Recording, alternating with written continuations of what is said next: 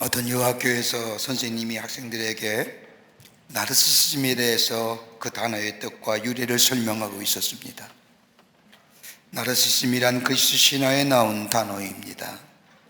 나르시스라고 하는 미소년이 숲속의 고요한 은빛 맑은 샘에 비친 자신의 모습에 도취되어 너무나도 사랑스러워서 거기에 대고 사랑을 고백했지만 상대방이 반응을 보이지 않자 그만 거기에 빠져주고 수선화가 되었다고 하는 이야기를 해주었습니다.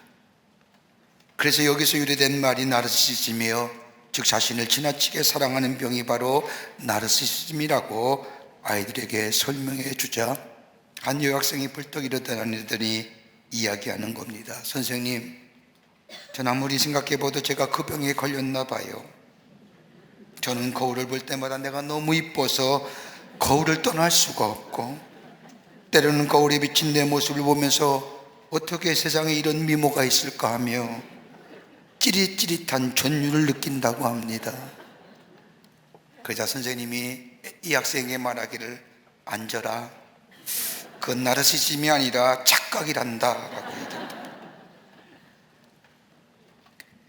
내가 어떤 사람인가 아는 것처럼 중요한 것이 없습니다. 나를 아는 것만큼 중요한 일, 내가 어떤 사람이냐, 여러분 어떤 사람입니까? 여러분, 사람의 됨됨이를 알려고 하면 그 사람이 무엇을 추구하느냐를 보면 그 사람의 됨됨이를 알 수가 있습니다. 다시 말한다면 무엇을 의지하며 사느냐라는 겁니다. 돈만 아는 사람, 우리가 흔히 그들을 가리켜서 수돈노라고 말합니다. 이런 사람은 돈에 모으는 것에 다 인생을 바칩니다. 돈이 자신의 전부인 것처럼 생각합니다. 그리고 돈 때문에 목숨까지 버립니다. 이처럼 어리석은 일이 어디 있을까요?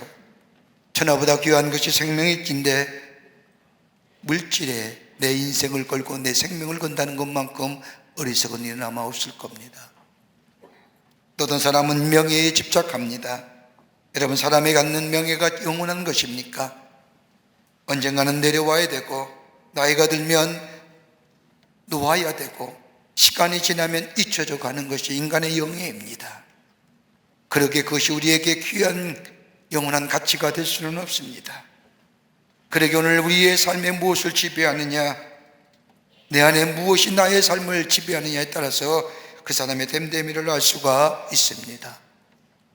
오늘 본문의 말씀은 예수님 당시에 종교 지도자들인 바리새인들과 서기관들을 향하여 말씀하신 예수님의 교훈의 말씀입니다. 일명 예수님의 잠언입니다. 여러분, 잠언이라고 하는 것은 진리가 담겨져 있는 말씀이 있지요.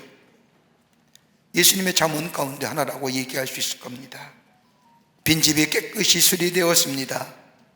빈집에 와보니 아무도 사는 것이 없는 겁니다. 아무도 살지가 않습니다. 그랬더니 마귀가 들어와 제 집을 만들어 버렸습니다. 한 마귀가 아니라 7마귀가 들어와 자기 집으로 만들어 버렸습니다. 예수님이 이렇게 바리새인들과 종교지도자에게 말씀하신 이유는 다름이 아니라 깨끗한 심령의 사람이 되었다 할지라도 그것은 하나님의 말씀, 하나님의 거룩한 영이 아니 계시면, 다른 말로 표현하자면 영적인 변화가 없으면, 새로운 것으로 빈 마음을 채우지 아니하면 악한 마귀가, 그것도 한 마리가 아니라 7마귀가 들어와 이전보다 더 악한 상태가 된다고 하는 예수님의 교훈의 말씀입니다. 여러분, 우리 안에 참된 영적 변화가 어디서 이루어질까요? 우린 예수를 믿음으로 구원함을 얻습니다. 구원함을 얻은 삶, 우리의 삶 속에 무엇으로 채워져야만이 참된 기쁨과 만족과 더불어 이 세상 가운데 하나님의 사람임을 증명하며 사는 삶을 살아갈 수 있을까요? 이건 윤리의 문제가 아닙니다. 도덕의 문제도 도덕 아닙니다. 영적인 문제입니다. 예수 믿어 구원함을 얻은 하나님의 백성들, 그의 마음이 깨끗하고 정결한 삶이 되었다고 한다면 그 속에 무엇으로 채워져야만이 하나님의 백성으로 하나님 백성답게 사는 인생 살아갈 수 있을까요? 바울은 에베소 교회를 향하여 편지하기를, 에베소 3장 16절과 17절의 말씀을 보면 그의 영광의 풍성함을 따라 그의 성령으로 말미암아 너의 속사람을 능력으로 강건하게 하옵시며 믿음으로 말미암아 그리스도께서 너의 마음속에 계시게 하옵시고 너희가 사랑 가운데 뿌리가 바뀌고 터가 넓혀지기를 원하노라. 하나님의 사람으로 너희 안에 가득 채울 것이 있다고 한다면 속사람의 능력으로 강건해지기를 원하노라. 그리고 예수 그리스도가 너희 마음에 계시기를 원하노라. 그리고 그보다 더 귀한 것이 있다고 하면 예수 그리스도의 사랑이 너희 안에 충만해지기를 원하노라 라고 기도하며 저들 위하여 간구했던 것을 보게 됩니다. 우리 다 예수 믿는 사람입니다. 믿으십니까? 예수가 우리 죄를 위하여 십자가에 돌아가심을 믿습니까? 예. 우리가 깨끗한 마음 됐습니다. 정결한 마음에서 의자되었습니다. 그렇다면 우리 안에 무엇으로 채워야 될까요? 그래야 하나님의 사람으로 이 세상 가운데 구별되고 구분된 자로 하나님의 영광을 위해 살아가는 존재가 될 수 있을까요? 오늘 본문의 말씀을 통하여 몇 가지로 함께 말씀을 나누며 은혜 받기를 원합니다. 첫째는 우리의 속사람의 능력으로 강건해져야 합니다. 오늘 본문 25절의 말씀을 보면 내가 나온 내 집으로 돌아가리라 하고 와서 보니 그 집이 비교 깨끗하게 청소되었거늘 이라고 말씀합니다. 집이 비었고 깨끗하게 청소됐다는 겁니다. 다른 말로 말하면 마음이 깨끗하고 정결하게 되었다는 겁니다. 마음이 정결하고 깨끗한 마음에 그 안에 강건해지는 역사가 있어져야 합니다. 저 비어진 집에 그냥 두면 악한 마귀가 들어듭니다. 그러나 그 안에 능력으로 강건해지는 역사가 담겨져야 됩니다. 예배서 3장 16절에 바울의 말씀을 들어보면 그의 영광의 풍성함을 따라 그의 성령으로 말미암아 너희의 속사람을 능력으로 강건하게 하옵시며, 우리의 속사람의 능력으로 강건해지는 역사, 이건 다름이 아니라 하나님의 거룩한 영이 내 안에 계실 때에 우리 안에 속사람이 강건해지는 역사가 일어납니다. 우리의 속사람은 신령한 세계를 얘기하는 겁니다. 영적인 세계를 말하는 겁니다. 정신의 세계를 말합니다. 우리의 속사람이 강건해진 것은 우리 안에 하나님의 영이 계실 때에 우리의 속사람의 능력으로 강건해진 역사를 경험하게 됩니다. 여러분, 성령 받아야 한다는 것 다 그리스도이면 누구나 아는 사실입니다. 우리가 예수 믿었습니다. 예수님이 내 죄를 위하여 십자가에 달려 돌아가심을 우리가 믿었습니다. 그로 인하여 내 죄가 사해졌습니다. 구원함을 받았습니다. 십자가의 의의가 나를 의롭게 여기셨습니다. 이건 상대적인 의의가 아닙니다. 다른 사람과 비교해서 누가 의의가 더 낫고 낫냐 못하냐 이 의의가 아닙니다. 예수 그리스도의 십자가의가 나를 덧입혀줌으로 내가 의로운 존재가 되었습니다. 이게 구원함을 받은 사람, 정결한 마음이 됐습니다. 깨끗한 마음이 됐습니다. 그럴 때 우리 안에 성령이 내 안에 임재하십니다. 성령이 내 안에 임재하실 때에 내가 얼마나 죄인이었던가를 깨닫게 하십니다. 내가 얼마나 연약한 자였고 내가 얼마나 하나님과 원수되었으며 내가 하나님과 얼마나 대적하며 살았는가, 내 인생 내가 주인인 것처럼 살았던 내 삶의 모습들 하나님 앞에 철저히 회개합니다. 하나님의 거룩한 영 안에서 새롭게 됩니다. 이걸 가리켜서 중생했다, 본어게인 했다는 겁니다. 이게 있어야 그리스도입니다. 내 안에 하나님의 영이 거하게 될 때에 거듭남의 역사를 경험합니다. 그럴 때에 내 저 세상의 가치관과 세계관 속에 사는 것이 아니라 하나님 나라의 백성으로 나의 가치의 기준은 하나님 나라요, 하나님 나라의 세계관과 하나님 나라의 세계관으로 살아갑니다. 예수 알기 전에는 내가 내 삶의 주인임을 줄 알고 내 마음대로 내 뜻대로 살았습니다.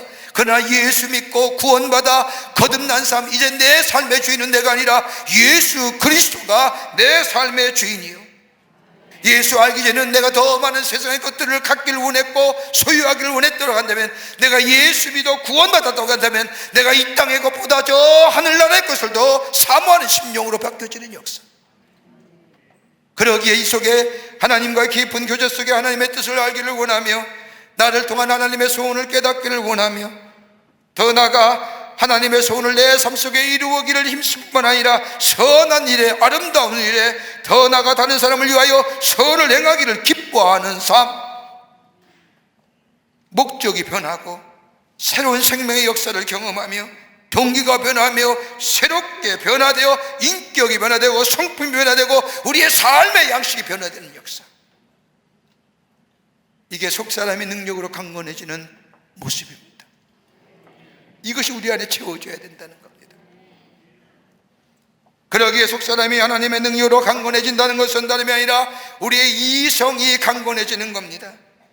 바른 판단력이 있습니다. 바른 분별력이 있습니다. 성령이 내 안에 계시기에 하나님의 뜻에 부합하게, 하나님의 소원에 합당하게 바른 분별하게, 바르게 분별하며 판단하게 하며 결단하게 하며 살아갑니다. 예수 알기 전에는 내 이익과 내 소욕이 먼저였습니다. 내 느낌이 먼저였습니다.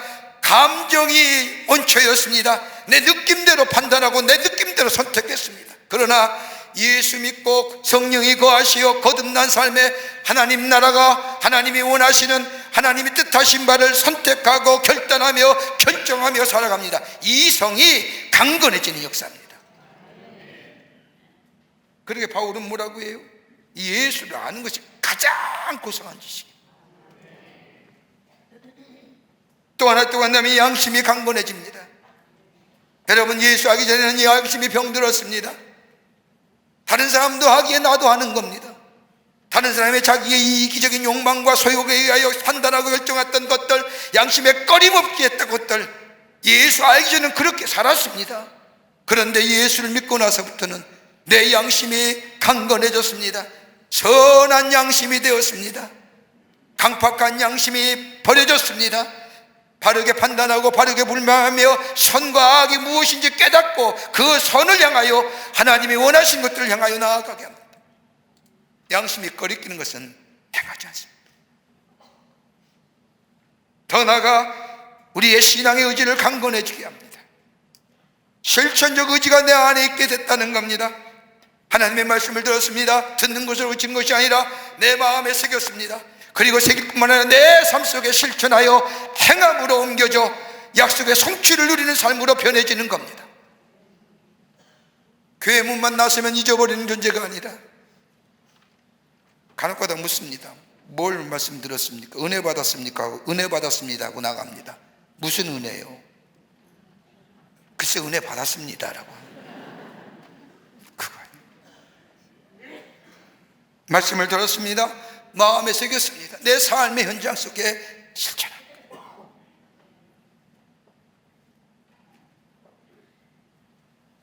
그럴 때에 속사람의 강건해진 역사의 증거가 일어난다. 이것이 우리 안에 채워줘야 되는 겁니다. 미국의 전 대통령이었던 조지 부시라고 하는 사람이 대통령을 있을 때 한시골 초등학교를 방문합니다. 그때 그 학교 다니던 초등학교 1학년 학생이었던 앤더슨이라는 꼬마가 이 부시 대통령을 보고 당돌하게 묻습니다. 할아버지가 대통령이 맞습니까? 맞다면 증명해 보이십시오. 당돌하게 그지없지요. 부시가 난처합니다. 대통령이란 증명서도 없을 뿐만 아니라 라이센스도 없지 않습니까?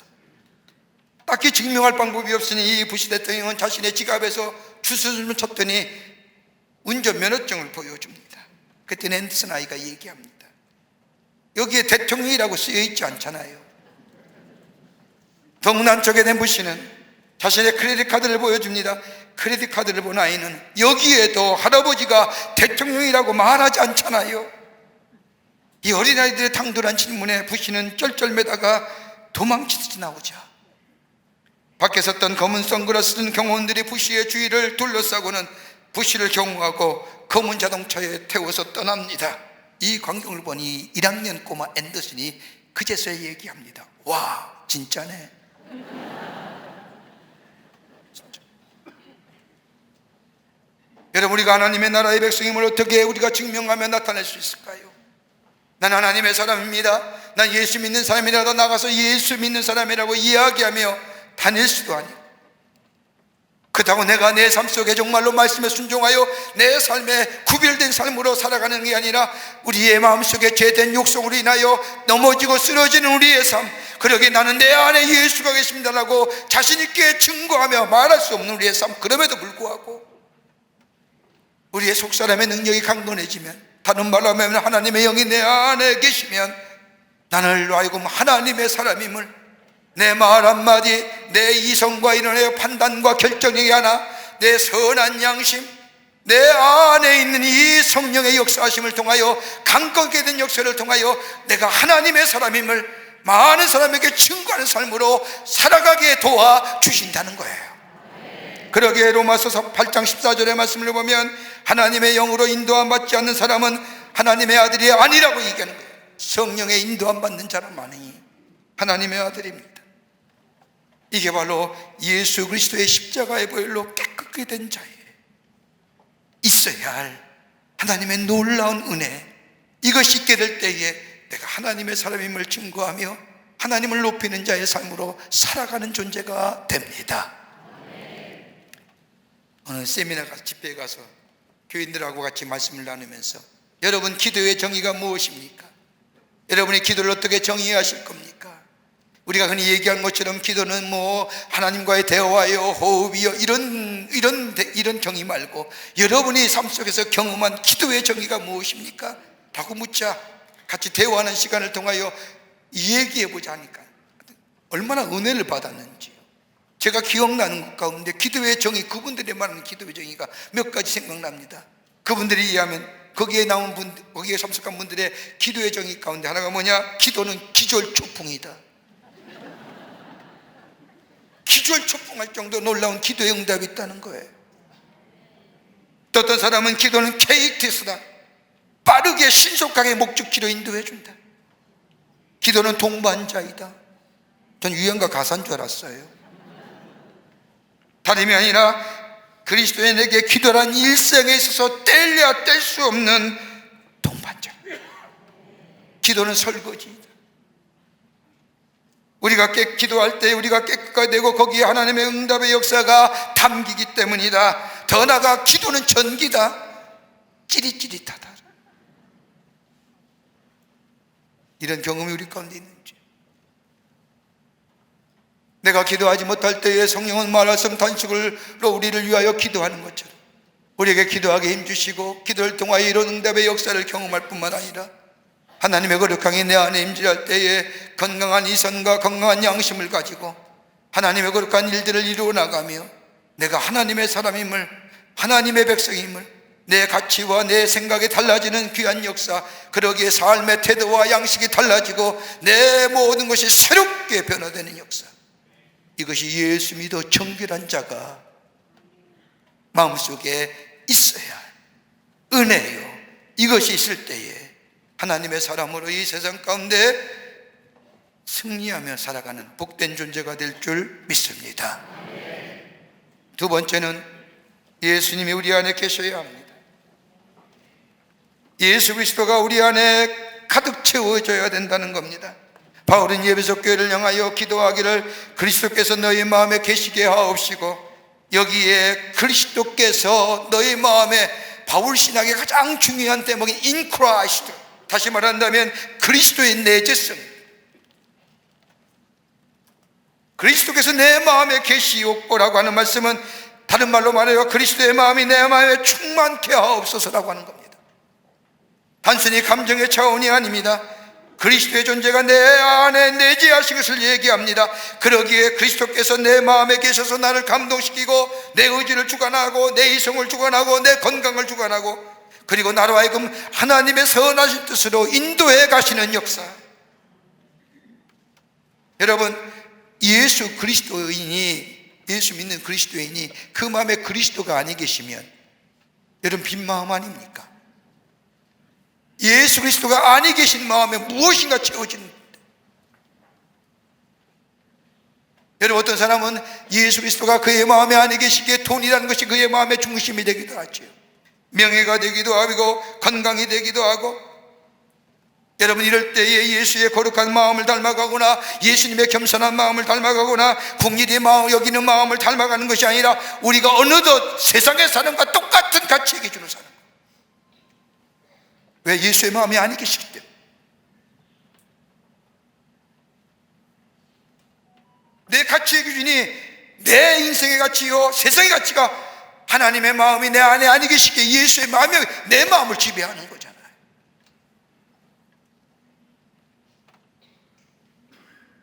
그리스도의 마음이 우리 안에 계시기에 없다고 하는 말씀은 다른 말로 말하면 성령이 충만하게 하시옵소서라고 하는 말로, 성령의 인도 안 받는 것이 아니고 받는 것으로 끝나는 게 아니라 충만한 역사, 충만한 힘을 흘러넘치는 거예요. 이 마음이 우리 안에 계시게 하옵소서.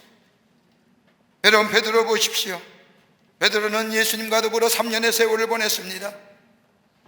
예수님의 수제자라고 생각했습니다. 여러분, 마태복음 16장 이하의 말씀을 보십시오. 베드로가 위대한 신앙의 고백을 하지 않습니까? 주는 그리스도시요 살아계신 하나님의 아들입니다. 여러분, 이처럼 훌륭한 신앙의 고백이 어디 있을까요? 아마 우리가 매일매일 예배 때마다 고백하는 사도신경의 함축된 한 문장의 주님을 향한 고백일 겁니다. 주는 그리스도시요 살아계신 하나님의 아들입니다. 하나님의 아들이요 우리의 구원자요 메시아 되십니다라고 하는 이 고백을 들은 예수님께서 얼마나 기쁘셨는지, 내가 네 반석 위에 교회를 세우리라. 그리고 나서 하신 말씀을 보면 베드로를 향하여 예수님 말씀하기를 네 고백은 하나님께서 내게 알게 하신 것이다 라고 말씀합니다. 다시 말하면 성령께서 베드로로 하여금 그러한 신앙 고백을 하게 하셨다는 겁니다. 예수님이 누군지 알게 하시고 깨닫게 하시고 고백게 하셨다는 겁니다. 여러분, 성령 받은 자만이 고백하는 거예요. 그런데 이런 베드로가 어떻습니까? 주님을 모른다고 3번씩이나 부인하지 않습니까? 성령 받았어요. 예수 믿었잖아요. 예수를 3번씩이나 모른다고 부인한 이 베드로, 저 고향으로 낙향하여 디베랴 바닷가에서 고기를 잡습니다. 부활하신 주님이 찾아가셔서 그를 위로하고 격려하고 회복시켜 주십니다. 그리고 이 베드로는 다시 예루살렘에 들어와 주님이 하늘나라 승천하신 후에 주님이 말씀하신 대로 성령을 기다리게 됩니다. 그때 뭐예요? 성령의 충만함을 받습니다. 오순절의 다락방 사건을 경험하잖아요. 그리고 나서 사도행전 3장 이후의 말씀을 보면 베드로가 하나님의 말씀을 전합니다. 여러분, 공부한 사람도 아닙니다. 예수님을 3년 동안 따라다녔습니다. 예수에 관하여 하나님의 나라요 충분히 배웠습니다. 근데 성령을 받았을 때에는 담대하게 능력 있는 자가 전하는 자가 되지 못했지만 성령의 충만함을 받게 될 때에 그가 저 많은 사람 앞에 예수 그리스도를 관하여 증거할 때, 여러분, 그가 설교한 그 설교의 단어 수가 몇 개냐면 무려 문자적으로요 500자입니다. 그런데 500자가 외쳐지는데 몇 명이 회개해요? 3,000명이 회개합니다. 어떤 연설가가 이렇게 연설을 할 수 있을까요? 500자의 이야기를 듣는 순간 사람들이 회개하고 예수 믿기로 결단하고 3,000명이 회개하여 주님 앞에 나옵니다. 성령이 충만하지 아니하면, 하나님의 영이 그의 마음에 충만하지 아니하면 예수 그리스도의 마음이 그의 마음에 충만하지 않아요. 그러기에 예수 그리스도의 마음에 충만하면 용기가 생깁니다. 담대함이 있습니다. 거기에 변화가 생겨나고 거기에 겸손함이 있고 거기에 능력 있는 사람으로 살아가게 하여 주십니다. 다른 사람의 이야기를 들으면, 다른 사람의 아픔을 보면 같이 아파할 수가 있습니다. 다른 사람이 슬퍼하면 슬퍼할 수가 있습니다. 저 지구 건너편에 났던 저 리비아의 홍수 사건이나 그 밖에 지진의 사태를 볼 때마다 그 나와 관계없는 일이야, 머나먼 일이라고 외면하는 것이 아니라 그 일을 만날 때마다 들을 때마다 같이 아파하며 저 또한 하나님의 백성이기에 하나님 저들에게 국민을 허락해 달라고 기도하는 사람이 됩니다. 이게 그리스도의 마음이에요. 그러게 바울은 빌립보 교회를 향하여 편지하기를 너희 안에 이 마음을 품으라. 예수 그리스도의 마음이니, 겸손한 마음, 긍휼히 여기는 마음, 사랑과 자비와 양선의 마음, 하나님의 영이 내 안에 충만케 하여 될 때에, 예수 그리스도의 마음이 내 안에 충만해지게 될 때에 다른 사람의 아픔이 나의 아픔으로 여겨지며 다른 사람의 슬픔이 나의 슬픔으로 여겨지며 함께 슬퍼할 뿐만 아니라 다른 사람의 기쁨이 함께 기뻐할 수 있는 존재로, 감정의 이입이라고 얘기하지요. 그럴 때 내가 하나님의 사람이야. 저는 정말 예수 믿는 사람이야. 저 안에 하나님이 계시오. 저 사람 예수 믿는 사람. 깨끗한 심령이, 그리스도의 마음이 내 안에 충만케 될 때에 하나님의 높임을 받으시고 하나님의 사랑으로 구별된 자로 이 세상 가운데 선한 영향력을 미치는 복된 심령이 될 줄 믿습니다. 끝으로 예수의 사랑이 내 안에 채워져야 돼. 정결하고 깨끗한 우리의 심령들, 여러분, 우리가 구원받았습니다. 구원은 이례적 사건이 아닙니다. 매일매일 구원받는 겁니다. 요한에스리가 말한 것처럼 어제 구원받았습니다, 오늘 구원받았습니다, 내일도 구원받을 것입니다. 구원은 매일매일 우리 가운데 있어져야 됩니다. 여러분, 우리가 얼마나 한번 구원받았다고 죄 안 짓는 거 아니지 않습니까? 우리의 욕심이 넘어져 가지 않습니까? 우리 욕망에 넘어지지 않습니까? 그럴 때마다 십자가의 의 앞에 나와 용서함과 그리고 회개함을 통하여 구원함을 얻습니다. 정결하고 깨끗한 마음이죠. 이 안에 뭘로 채워요? 예수 그리스도의 사랑이 내 안에 채워져야 되는 겁니다.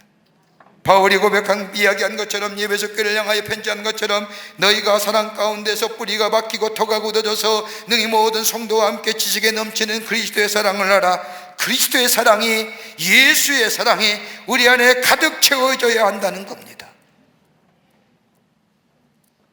피터 앤슨이라고 하는 미국의 예방학자가 이야기하기를, 우리 요새 건강에 대한 관심이 많습니다만, 건강하려고 하면 적어도 3가지 것을 주의하라는 거예요. 하나는 뭐냐? 적절하게 음식 먹으라는 거. 많이 먹지 마세요. 배 터지게 먹지 마세요. 그거 건강에 별로 좋은 거 아닙니다. 배 터지게 먹고 뭐예요? 운동하잖아요. 그거 왜 운동해요? 적게 먹으면 운동 안 해도 되잖아요. 왜 살 빼려고 했어요? 그렇게 배 터지게 먹고. 안 먹으면 되잖아요. 적절하게 먹으라는 거예요.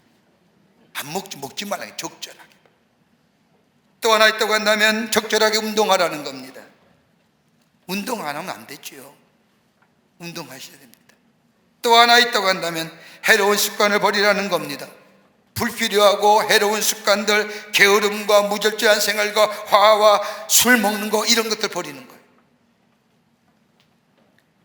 근데 피터 헨슨의 이 예방학자에 의하면 이것 가지면 50%의 건강은 보장된다는 거예요. 나머지 50%는 뭐예요? 내 안에 사랑이 있으면 됩니다. 사랑을 주고 사랑을 받으면 사랑의 관계성이 이루어집니다. 그럼 간혹 가다가 예배 마치고 이렇게 나가시는 보면 어린아이들 갓난아기 안고 온 부모들이 많아요. 감사하죠. 우리 교회는 볼 때 얼마나 이쁜지요. 얼마나 이뻐요. 이쁘면 이뻐서 목사님 기도해 주세요. 오늘 처음 교회 나왔어요. 부모의 품 안고 나오는 간혹 보면 다 자요. 깨어있는 애가 별로 없어요. 다 자요. 그 위에 손을 얹고, 손을 얹을 수가 없어서 사람들 많이 만났으니까요. 이렇게 손을 얹고 다리나 이런 데 얹고 기도하는 거죠. 근데 그렇게 이뻐요. 근데 그렇게 잠자는 모습이 편안할 수 없어요. 왜요? 부모의 사랑을 느끼잖아요.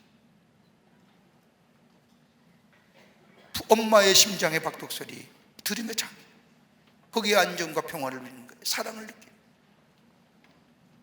내 안에 예수의 사랑이 있다고 한다면 다른 사람과 사랑할 수 있지 않습니까? 내 안에 예수의 사랑이 있다면 다른 사람에게 손 내밀 수 있지 않습니까? 그리스도의 사랑이 나를 얼마나 하나님의 사람으로 새로운 존재로, 새로운 존재의 양태로 바뀌어주셔요. 예수의 십자가의 사랑, 그것에 나타난 하나님의 사랑이 아니었더라면 나는 영원히 죄로 말미암아 죽을 수밖에 없는데, 죄의 영벌 속에 살 수밖에 없는 우리들, 그래 나에게 그 십자가의 사랑을 우리에게 허락하여 주셔서 나를 새롭게 하시고 나를 당신의 자녀로 삼아주시고 나에게 영원한 약속을 허락해 주시고 영생을 허락해 주시고 그것으로 그치는 것이 아니라 이 땅에 살면서 그 사랑의 빛을 내 삶 속에 지속적으로 비춰주시는 그 하나님의 사랑을 생각할 때마다 내 안에 감사와 감격이 넘쳐납니다. 그 사랑이 내 안에 있어야 돼. 그 예수 그리스도의 사랑이 어떠한 사랑이냐? 바울은 예배소 3장에 하나님의 사랑에 대하여 3차원적으로 우리에게 설명합니다. 그리스도의 사랑을 알아 그 넓이와 길이와 높이와 깊이가 어떠한 줄을 깨닫기를 원하노라. 그냥 하나님의 사랑, 그리스도의 사랑이 아니라 그 넓이, 길이, 높이 어떠함을 깨닫는, 하나님의 사랑이 어떤가요? 얼마나 넘습니까? 세계 모든 사람을 다 품으시는 사랑. 얼마나 깊습니까? 그 사랑의 깊이가 얼마예요? 어떤 죄를 졌다도 하나님 앞에 돌아오는 자는 용서해 주시는 그 사랑. 그 넓이는요, 모두 다 품으시. 그 사랑이 내 안에 있을 때 내 삶이 뭐예요? 매일매일 새로워지는. 그 사랑이 나를 감격해 해요. 그 사랑이 나를 구원해요. 그 십자가의 사랑으로 나타난 분 하나님의 사랑이 나를 매일매일 힘있는 존재로 감사와 감격 가운데 내 삶 속에 역동성과 생명력과 새로운 창조 역사를 일으키는.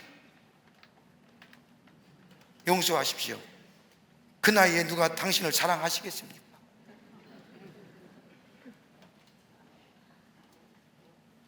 다른 사람이 얘기하면 별로 감동이 안 돼서, 저 나이에 누가 나를 사랑하시겠습니까?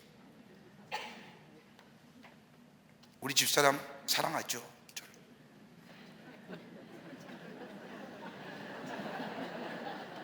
누가 날 사랑할까? 하나님의 사랑, 그 영원한 사랑밖에. 그 사랑을 깨닫는 거예요. 그 사랑이 내 안에 있으면 내 안에 감사가 있잖아요. 감격이 있잖아요. 생명력이 넘쳐나는 거예요. 이 생명력이 나로 하여금 창조성을 만들어줘요. 이 십자가에 나타난 바 하나님의 사랑이 내 안에 충만케 되는 역사. 그럴 때에 새로운 존재가 되는 거예요. 오늘 바울은 얘기합니다. 너희 안에 속사람의 능력으로 강건했죠. 너희 안에 예수 그리스도의 마음이 있고 예수의 사랑이, 예수 그리스도의 나타나신 바 십자가에 나타난 하나님의 사랑이 충만해지는 삶.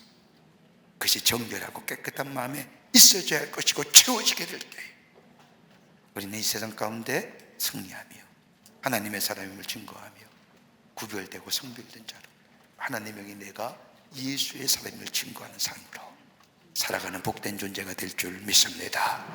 이런 믿음이 여러분과 저 가운데 있어지기를 주의 이름으로 축원합니다. 하나님 감사합니다. 저희들 주께서 사랑해 주셔서 하나님의 백성 삼으심에 감사합니다. 구원받았습니다. 십자가의 의로 새롭게 되었습니다.